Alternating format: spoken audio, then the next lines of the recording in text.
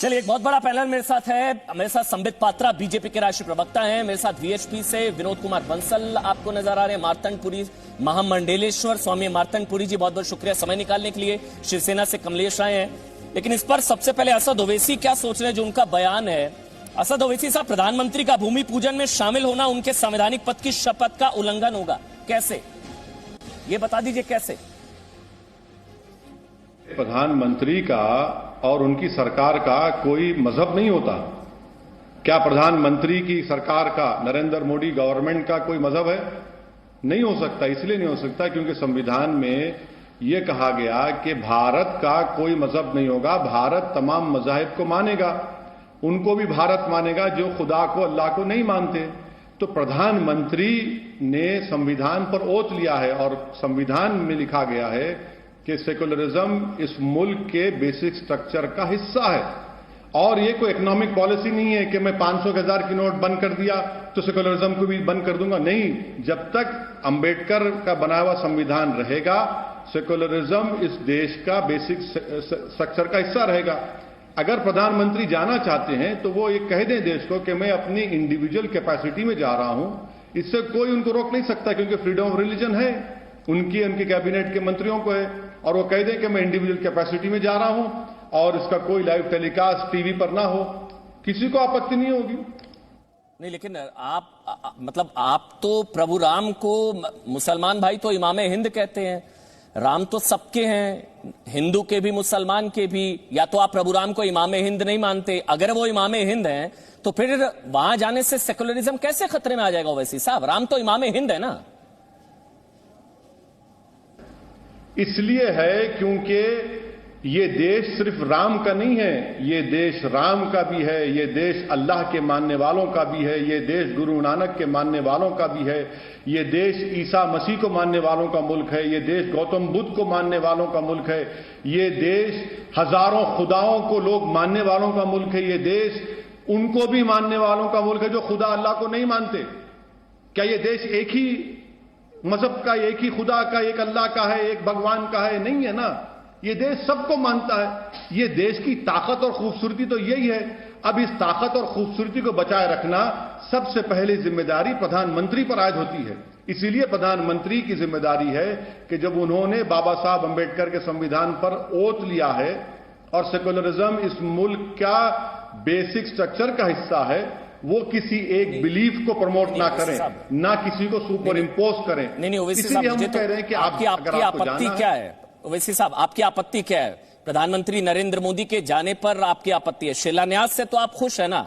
आखिरकार इंतजार खत्म हुआ, शिलान्यास होने जा रहा है, उससे तो आप खुश है ना? शिलान्यास होने जा रहा है, भूमि पूजन होने जा रहा है राम मंदिर का, उससे तो खुश है ना? हमने कहा था कि हम सुप्रीम कोर्ट के फैसले से सेटिस्फाइड नहीं है।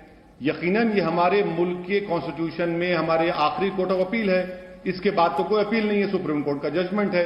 मगर यहां पर मैं ये कहना जरूरी समझता हूं कि एडीएम जबलपुर का जब केस आया था, यही सुप्रीम कोर्ट ने एडीएम जबलपुर का केस दिया था और 40 साल बाद इसी सुप्रीम कोर्ट ने कहा कि एडीएम जबलपुर गलत था।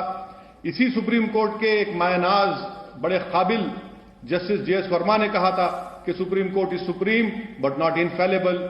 यह भी बात बिल्कुल सही है कि अगर सुप्रीम कोर्ट शिलान्यास की इजाजत नहीं देता और जो लोग सुप्रीम कोर्ट से वादा किए थे कि बाबरी मस्जिद को हाथ नहीं लगाएंगे, उन्होंने सुप्रीम कोर्ट को धोखा दिया, झूठ कहकर शिलान्यास जो परमिशन मिला था सुप्रीम कोर्ट से, बाबरी मस्जिद को शहीद कर दिया।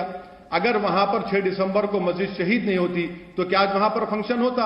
हमारा मानना यह है कि 23 दिसंबर की रात में चोरों की तरह बुजदिली में आकर वहां पर मस्जिद के अंदर मूर्तियां रखी गई और उस वक्त के कलेक्टर के नायर ने अपनी ड्यूटी को नहीं निभाया, मस्जिद को खुफल डाल दिया, वहां पर हिंदू पूजा शुरू की और यही के नायर बाद में जनसंघ का एमपी बन गया। ताले खोले गए, राजीव गांधी प्राइम मिनिस्टर हैं, आधे घंटे की विवादित ढांचा ऑर्डर मिलता है, मुसलमानों की बात नहीं सुनी जाती, विवादित ढांचा और फिर ताले खोल दिए जाते। विवादित ढांचा, राम मंदिर को ढहा के बनाया गया विवादित ढांचा, उसको कहिए ना। मेरे ख्याल से संबित पात्रा मेरे ख्याल से रिएक्ट करना चाह रहा हूं, उसके बाद ओवैसी साहब मैं आपके पास आ रहा हूं। संबित, प्रधानमंत्री नरेंद्र मोदी पर्सनल कैपेसिटी में जाए तो कोई दिक्कत नहीं है, प्रधानमंत्री को नहीं जाना चाहिए, इससे सेकुलर फैब्रिक डिस्टर्ब होता है और प्रभु राम से सेकुलरिज्म को खतरा है। ओवैसी साहब, संबित। देखिए अमन जी, अगर मुझे पता होता कि ओवैसी साहब भी इस डिबेट में भाग ले रहे हैं तो शायद मैं इस डिबेट में नहीं आता, क्योंकि मैंने एक निर्णय लिया है कि इस प्रकार के लोगों के साथ डिबेट नहीं करना है जो देश को तोड़ना चाहते हैं और जो जिन्ना जैसा व्यवहार करते हैं। मैं इनको पहले नियो जिन्ना कहता था, मतलब नया जिन्ना, मगर आज से मैं इनको एक नया नाम देता हूं और बिल्कुल रेस्पेक्टफुली देता हूं। जिन्ना और इनमें सिर्फ फर्क इतनी है कि जिन्ना की दाढ़ी नहीं थी और इनकी दाढ़ी है। ये दाढ़ी वाले जिन्ना हैं जो हिंदुस्तान को बांटना चाहते हैं, और हां, इनका नया नाम आज से दाढ़ी वाला जिन्ना है।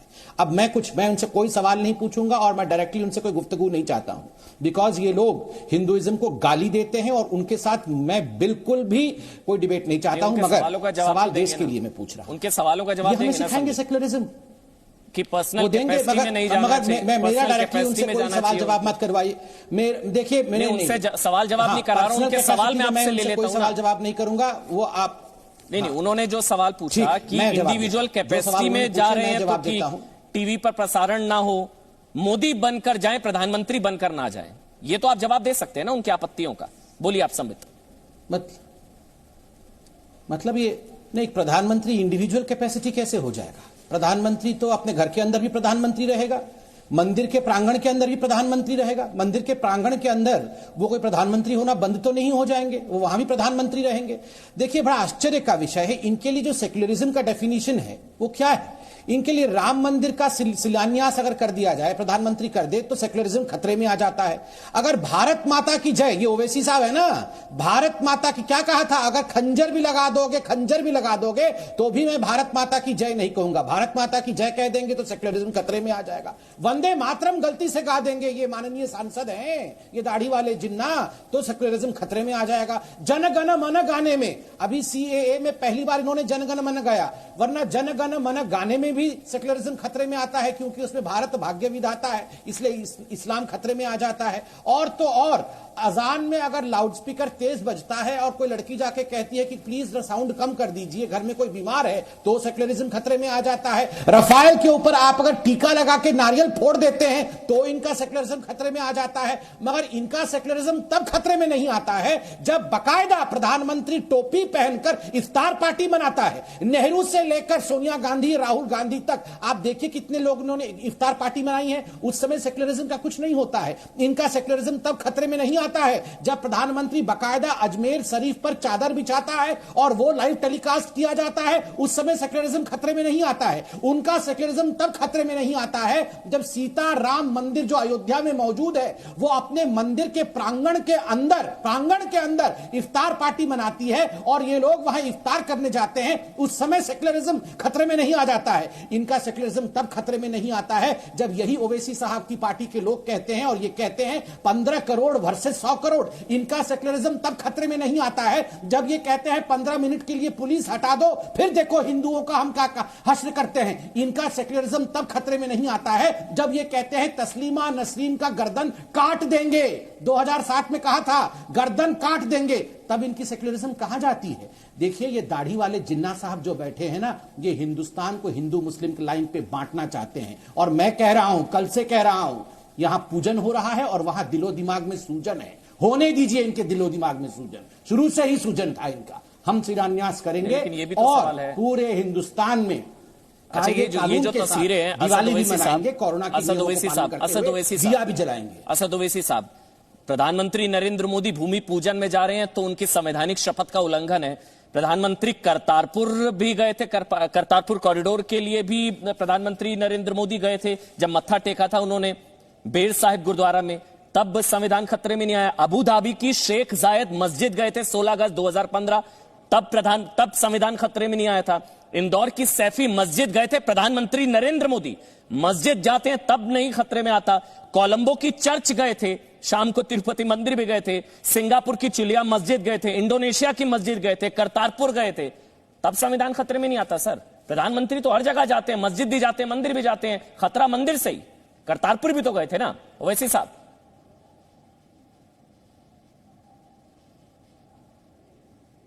मेरा मानना यह है कि भारत देश का कोई मजहब नहीं है।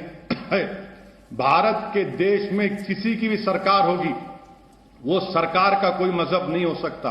और मैं ये कह रहा हूं कि सरकार को किसी भी मजहब के मामलात में, रिलीजियस रिचुअल्स में ना इन्वॉल्व होना है, ना उसको सपोर्ट करना है, ना पैसे देना है। अब सवाल उठता है कि इफ्तार पार्टी, इफ्तार पार्टी। अरे भाई, क्या भारत का मुसलमान कोई इफ्तार पार्टी का मोहताज है? अरे थूकते हम ऐसी इफ्तार पार्टी पर।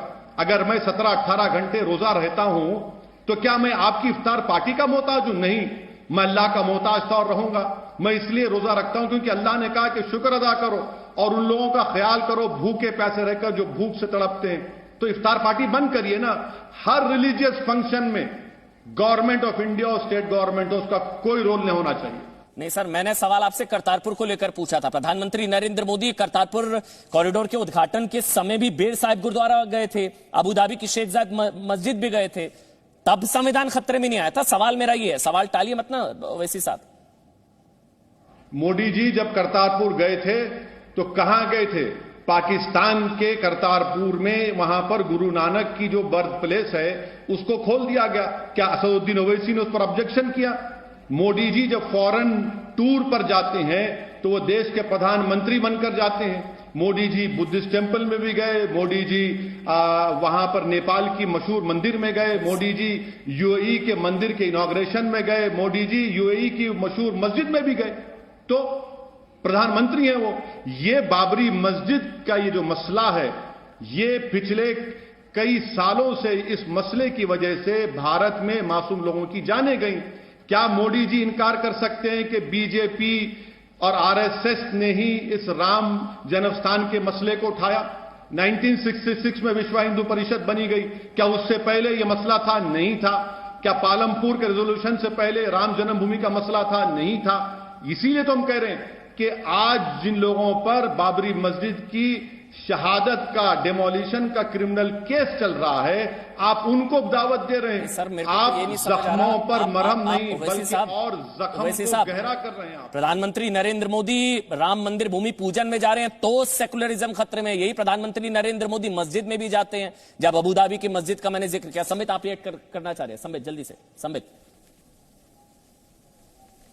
देखिए, एक बात मैं कह दूं, किसी चीज में एपोलॉजेटिक नहीं होना है। इनसे सवाल जवाब क्यों पूछा जा रहा है? दाढ़ी वाले जिन्ना साहब से मैं बताता हूं। इन्होंने कहा कि जाने चली गई, आरएसएस वालों ने, बीजेपी ने लोगों को मार डाला। मैं सवाल पूछता हूं, याकूब मेमन के लिए खड़े होने वाले लोग, आतंकवादी के लिए कोर्ट को 3 बजे खुलवाने वाले लोग, अपने कॉन्स्टिट्यूएंसी हैदराबाद में आईएस के जब 9 लोग पकड़े गए थे, उनके लिए लीगल एड देने वाले लोग जो आतंकवादियों का समर्थन करते हैं, वो यहां किस मुंह से जानों की बात कर रहे हैं? नंबर 1। नंबर 2, इससे पहले इन्होंने बहुत गलत बात की थी, माफी मांगनी चाहिए इनको। इन्होंने कहा था कि सुप्रीम कोर्ट फैलिबल हो सकता है, हम सुप्रीम कोर्ट के निर्णय से भी संतुष्ट नहीं है। तो ठीक है, कौन से सरिया कोर्ट? ये तो सरिया कानून चाहते थे। ये तो ट्रिपल तलाक पर भी इन्होंने भयंकर बातें कही थी। ये सुप्रीम कोर्ट कौन होता है? हम कैसे तलाक देंगे, हम कैसे निकाह करेंगे, ये हमारी बात है। ये तो केवल शरिया को छोड़ के इस देश में किसी को नहीं मानते हैं, ये सुप्रीम कोर्ट को नहीं मानते हैं। और देखिए, पीएम बीजेपी के नहीं होते हैं, प्राइम मिनिस्टर पूरा देश का होता है। इसलिए जब नरेंद्र मोदी जी शिलान्यास करने जा रहे हैं, वो बीजेपी शिलान्यास नहीं कर रही है, देश की आस्था में देश के प्रधानमंत्री का हाथ रहेगा और देश के प्रधानमंत्री शिलान्यास कर रहे हैं।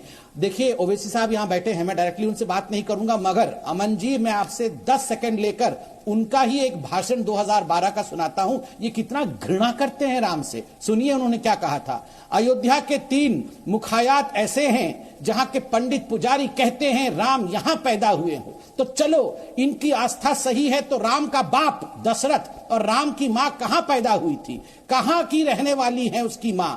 वो हरियाणा की रहने वाली। और वहां के लोग कहते हैं हिंदू तहजीब के हिसाब से एक औरत अपने पहले बच्चे को जन्ने के लिए अपने मायके को आती है। उस तरीके से वो तो हरियाणा आई होगी।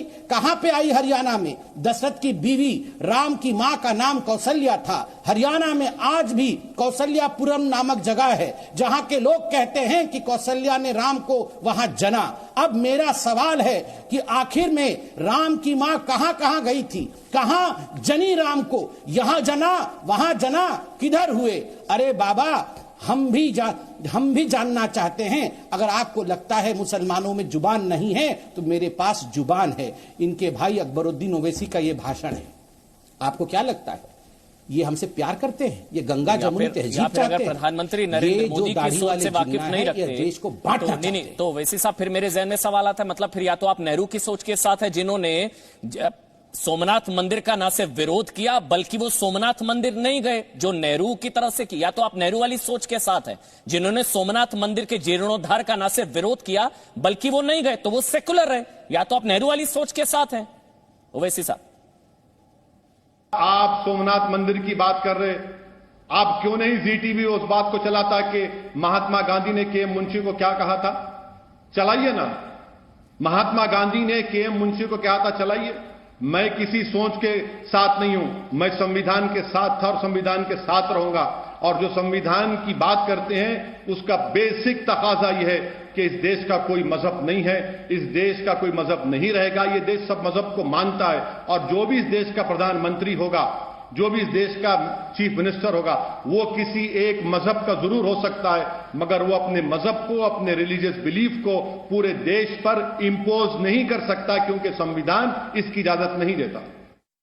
विनोद कुमार बंसल वीएचपी से, और संबित मैं आपके पास आ रहा हूं, और स्वामी मार्तंडपुरी महामंडलेश्वर वो भी हमारे साथ हैं। आप दोनों को एक एक कमेंट। सबसे पहले स्वामी मार्तंडपुरी जी, आप मुस्कुरा भी रहे हैं, क्या संविधान खतरे में आ जाएगा? प्रभु राम के वहां मोदी जाएंगे तो मोदी कम्युनल हो जाएंगे, सेकुलर स्टेट के पीएम को नहीं जाना चाहिए, ये सारे ऑब्जेक्शन है असद ओवैसी साहब के। और ऑल ओवर मतलब ये तो है कि मोदी राम के खिलाफ सब मिले हुए हैं, मैं तो ये भी कह रहा हूं। स्वामी मार्तंडपुरी जी, मेरा केवल एक मूल प्रश्न है कि भारत के प्रधानमंत्रियों का उस प्रधानमंत्री का नाम बता दिया जाए जो अपने जीवन काल में किसी धार्मिक स्थल पर न गया हो।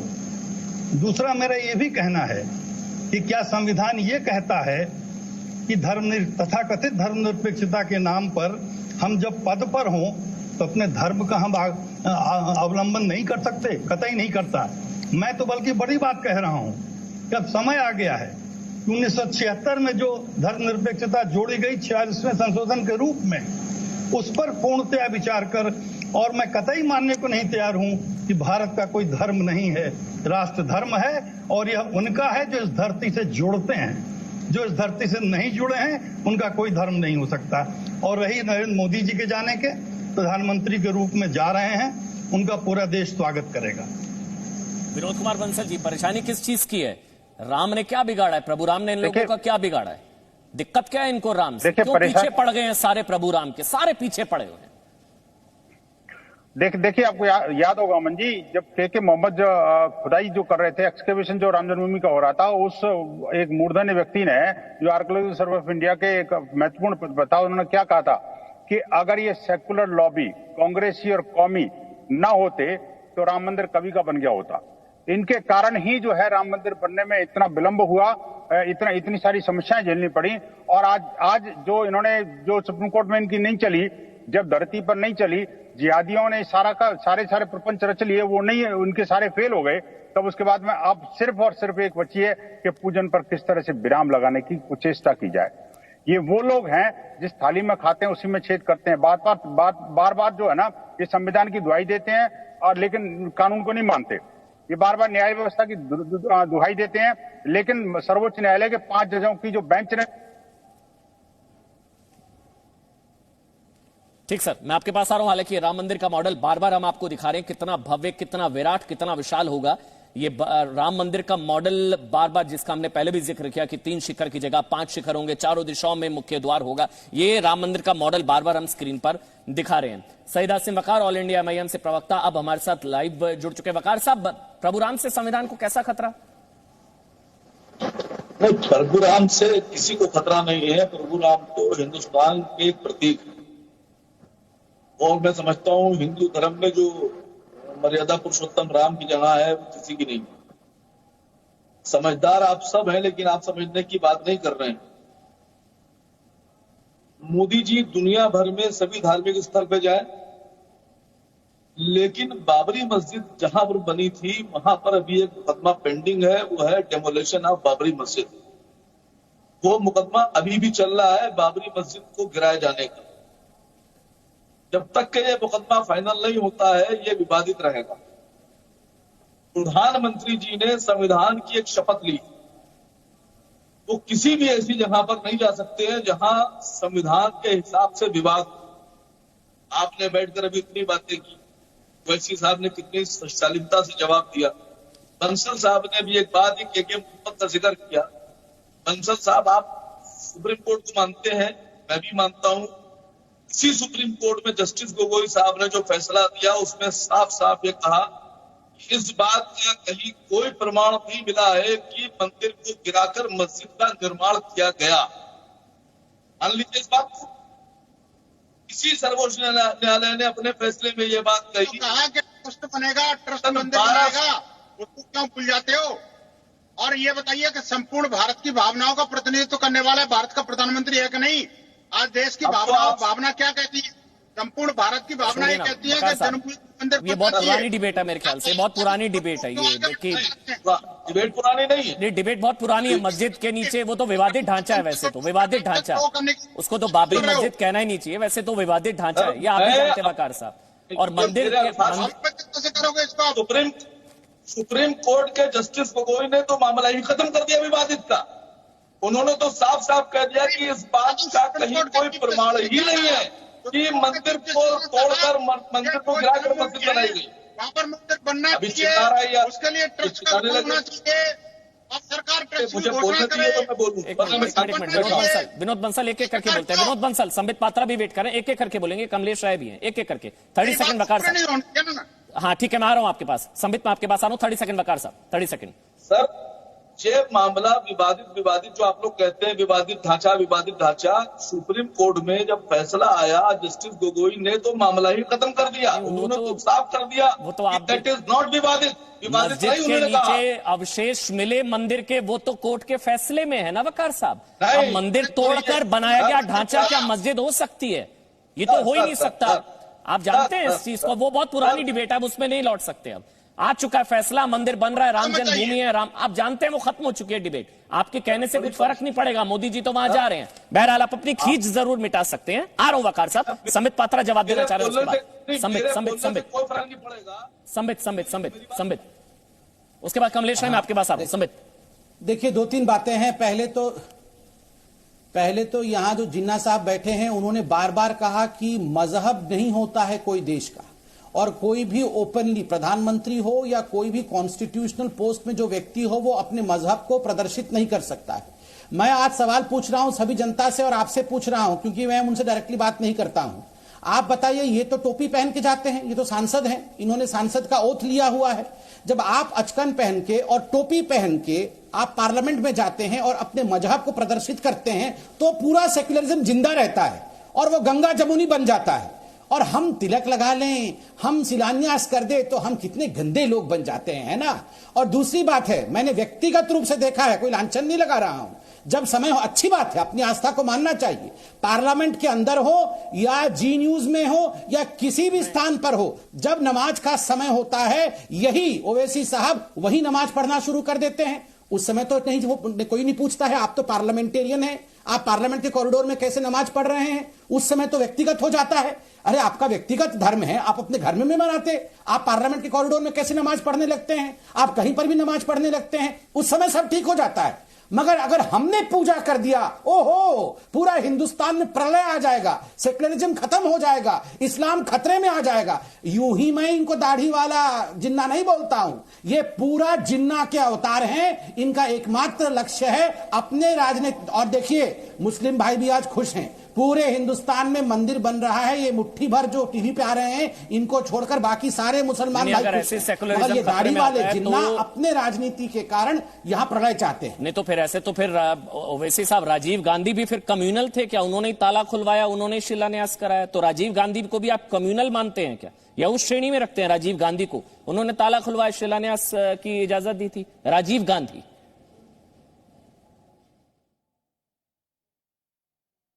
यकीनन, बल्कि मैं तो कहूंगा कि पूरे भारत देश में जितने कांग्रेस के दफ्तर हैं, उन तमाम कांग्रेस के दफ्तरों से भी मट्ठी उठाकर भी जाइए, क्योंकि आप ही की वजह से बाबरी मस्जिद शहीद हुई। जब बाबरी मस्जिद में मूर्तियां रखी गई, आपकी सरकार थी, आपका चीफ मिनिस्टर था। जब ताले खोले गए, आपका प्राइम मिनिस्टर था। जब मस्जिद शहीद हुई, आपका प्राइम मिनिस्टर नरसिम्हा राव था और नरसिम्हा राव इस साजिश में मुलविस है। नरसिम्हा राव की साजिश की वजह से ही, उसकी आंख की वजह से ही ये बाबरी मस्जिद शहीद हुई। तो यकीनन मैं मानता हूं कांग्रेस पार्टी भी इसमें बराबर की